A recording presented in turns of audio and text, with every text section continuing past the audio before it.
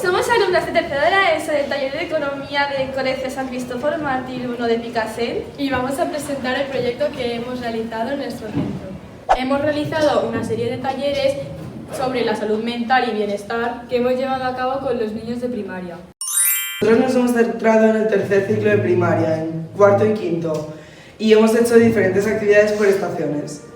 La primera estación es un storytelling que trata sobre una historia de un niño que recibe bullying para concentrar a los niños de que no deben hacer eso. La segunda estación trata de un papel arrugado donde los niños tienen que poner cosas que han sentido mal para después darse cuenta de lo que dicen para que no les pase a otros niños. La tercera estación se trata de un fotocall, que es para concienciar a los niños de las redes sociales son engañosas y que no se fíen de todo lo que ven en redes.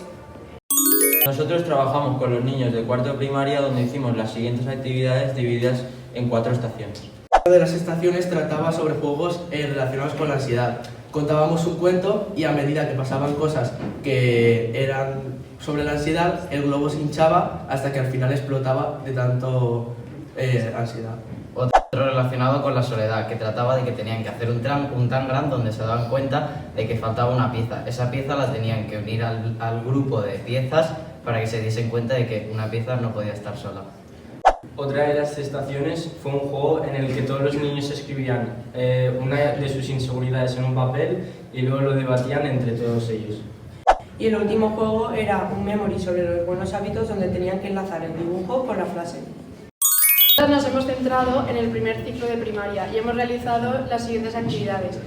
La primera era un taller de relajación para que los niños se tranquilizaran y se concentraran más en los siguientes proyectos. El taller de relajación consistía en hacer unas bolas, unas manualidades con globos y arroz como si fuera antiestrés y hacerse masajes con música relajante. Después venía un cuento que he escrito yo titulado Amelia y su lío, donde la protagonista principal, Amelia, era una princesa que no se sentía bien consigo misma. Aparecían otros personajes como por ejemplo la bruja, que simboliza pues el acoso escolar, las hermanas, la comparación constante con otras personas, y Alex, el amigo que se fue y la dejó. El siguiente juego es un trivial sobre las emociones.